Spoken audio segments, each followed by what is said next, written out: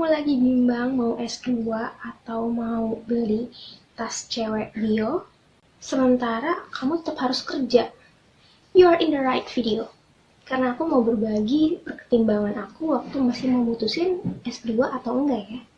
Sekitar 4 tahun yang lalu, saat aku baru nyemplung di dunia marketing komunikasi secara profesional, pertanyaan itu baru muncul tipis-tipis.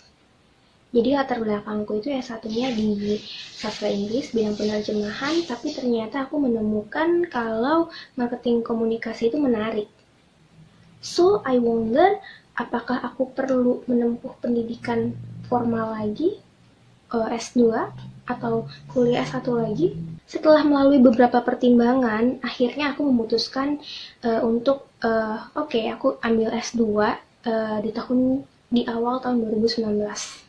Nah, di video ini aku merangkum 5 pertimbangan yang aku terapin pas masih bingung antara S2 atau enggak ya. Pertanyaan pertama, kamu ngerasa kalau kemampuan kamu ada yang kurang nggak di bidang itu? Saat kita mendalami bidang kan, satu bidang itu kan seperti kita tuh masuk ke dalam jungle gym yang di sana tuh banyak ada perosotan, ada yang bisa buat naik kayak gitu, atau lorong-lorong yang bisa kita explore di situ. Contohnya Markom, ngomongin bidang ini tuh bisa ngerembet ke banyak macam, media relation, public relation, atau bisa ngurusin digital marketing atau cyber marketing communication, atau juga bahkan bisa ke branding. Nah, seiring waktu aku nemuin aku tuh pengen jadi spesialisnya tuh di mana ya di Markom ini. Dan aku di situ mengevaluasi, oh kalau untuk menjadi spesialis di sana tuh persyaratannya tuh kemampuannya apa saja yang menunjang gitu. Nah, lalu aku evaluasi ke diri sendiri, apakah kemampuan itu sudah saya miliki. Kalau jawabannya ada yang belum kamu miliki kemampuan itu, lanjut ke pertanyaan 2. Apakah workshop nggak cukup untuk menunjang kemampuan itu? Yes, jadi solusi yang pertimbangan pertama ke pertanyaan pertama itu sebenarnya tidak harus S2 langsung, tapi bisa workshop atau e-course, atau bisa belajar otodidak sana-sini. Google has everything for you. Setelah kamu ikut workshop, kursus sana-sini, ambil belajar otodidak, tapi ternyata kamu ngerasa kayaknya nggak cukup deh, ini ada hal yang belum bisa aku dapat dari situ gitu. S2 bisa jadi pilihan yang bagus buat kamu. Aku pribadi udah ngelakuin pendidikan informal ini, mulai dari ikut workshop yang cuma sehari di lingkaran.co, atau ikut e-course yang memang yang dia agak lebih intens dan waktunya lebih panjang di Coursera. Terus juga aku ikut pelatihan yang diadain sama Gapura Digital Google. Bahkan baca-baca web atau blog orang-orang yang memang sudah lebih dulu atau lebih sukses di bidang yang aku memang pengenin juga udah. Tapi aku ngerasa kalau workshop-workshop yang aku ikutin dan hal-hal tadi yang aku lakuin itu cuman kayak buat menunjang kompetensi aku untuk ngerjain teknisnya aja gitu. Sedangkan aku juga pengen untuk sampai ke planning strateginya, dan untuk membuat sebuah strategi atau analisis itu kita tuh perlu tahu inti dari bidang markom yang spesifik yang mau aku tempuh atau mau aku ambil tuh apa sih gitu. Itu kayaknya tuh belum dapat untuk di cara kedua ini. Jadi aku akhirnya lanjut ke pertimbangan ketiga. Pertimbangan yang ketiga adalah apakah kamu udah benar-benar menguasai fundamental dari bidang yang mau kamu gelutin ini. Menurutku untuk memahami konsepnya itu tuh, konsep dasarnya tuh adalah hal yang penting. Ibaratnya kalau kita tahu rumus fisika secara instan, tapi tanpa tahu formula itu tuh asalnya dari mana, kok bisa dapat formula itu kayak gitu. Nah, kalau tiba-tiba disuruh ngerjain soal misalnya dengan yang dimodifikasi, itu biasanya kita bingung untuk ngerjainnya karena kita tidak memahami konsepnya tuh sebenarnya seperti apa si rumus itu, kayak gitu. Nggak cuma sekedar formula doang terus copy paste doang. Sebenarnya aku bisa aja untuk mendapatkan eh, ilmu intinya dari Markom ini itu nggak harus untuk S2 sih sebenarnya, dengan cara menggeluti Markom ini ya bertahun-tahun lamanya gitu kan. Jadi eh, experience will teach me gitu, karena dengan lo terus punya pengalaman yang banyak, yang nggak cuma itu doang, terus jadi kan tahu oh problem ini akhirnya lo bisa menemukan sendiri sih sebenarnya konsepnya itu seperti ini, jadi dikasih masalah apa atau assignment apa bisa di solving. Cuman berarti kan aku perlu waktu lebih lebih lama gitu kan untuk mencapai itu. Dan kedua, untuk bisa mencapai itu kita tuh juga butuh environment dari company-nya itu yang memang allow us to grow gitu, nggak yang sekedar ngerjain kerjaan yang sesuai SOP dan ya udah ada 1 2 3 4 1 2 3 4 nggak ada uh, hal-hal lain yang bisa membuat kita lebih ke apa ya, ketempa gitu. Therefore I conclude that oh, I think I need to take graduate program.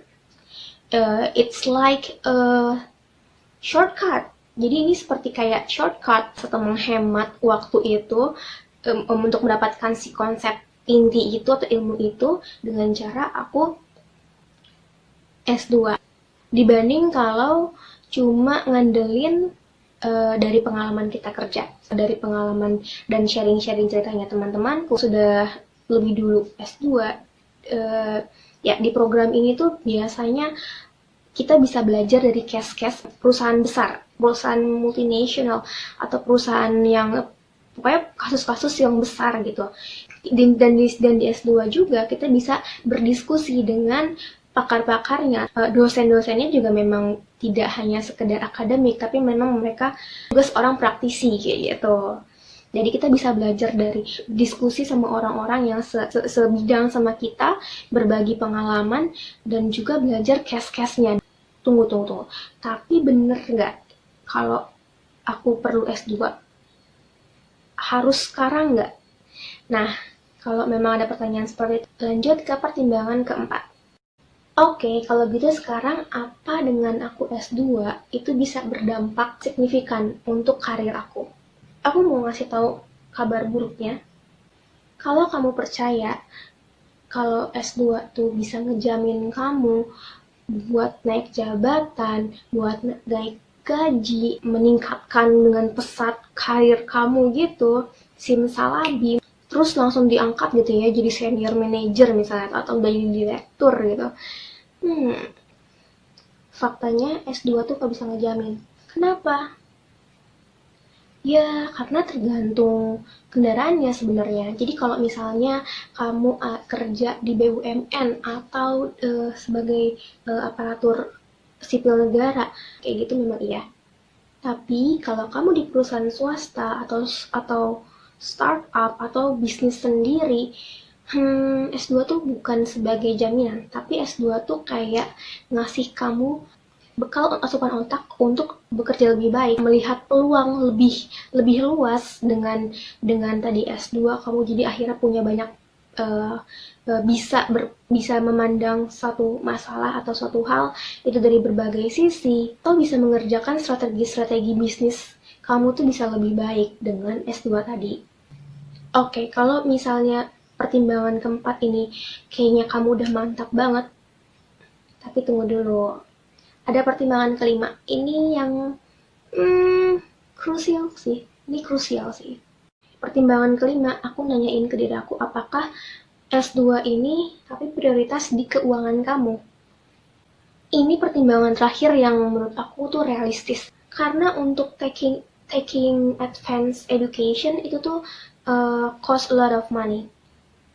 Ya, nggak cuman biaya per semesternya aja, tapi ada biaya-biaya lain yang perlu kamu keluarin. Dan menurutku, taking a graduate program requires financial commitment. Jadi nggak cuma komitmen untuk belajarnya doang, komitmen untuk nyelesain programnya doang, tapi juga financial.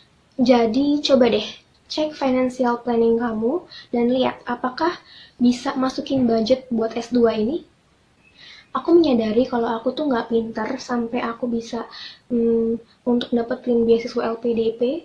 Bukan nggak mungkin sih buat aku dapetin LPDP. Mungkin aku bisa bekerja keras untuk dapetin itu, tapi waktu untuk ngerjain kerjaan utama, bisnis, catering dan lain-lain udah cukup menyita. Kalau harus ditambah lagi dengan persiapan LPDP itu yang banyak banget persiapannya. Karena itu aku lebih prefer untuk aku persiapin keuangan aku aja.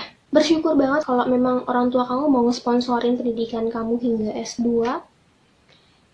and which is fine, totally fine. Balik lagi ke 4 tahun yang lalu dimana aku masih baru nyemplung jadi markom tadi, aku ngecek aku udah mampu belum ya buat ngebudgetin dana untuk S2 ini. Tapi ternyata waktu 4 tahun yang lalu memang tidak cukup. Jadi I dismiss the plan. Sebenarnya bukan dismiss ya, tapi kayak di on hold gitu ya. Terus 2 tahun yang lalu, 2009 tepatnya, 2018 akhir, aku balik lagi ke pertanyaan kelima ini, dan aku nggak nemu alasan secara finansial itu untuk nggak S2, karena pertimbangan 1-4 sudah mengarahkan aku kalau oh ya aku perlu S2, aku kayaknya butuh S2 gitu. Yap, aku harap 5 pertanyaan atau 5 pertimbangan tadi bisa ngebantu kamu yang lagi galau mau S2 nggak ya, sebenarnya aku perlu S2 nggak ya, yang lagi maju mundur untuk kuliah S2-nya. Semoga ini bermanfaat. Aku akan berbagi pengalamanku selama menjalani S2 sambil kerja di channel ini. Jadi, kamu bisa subscribe. Terima kasih.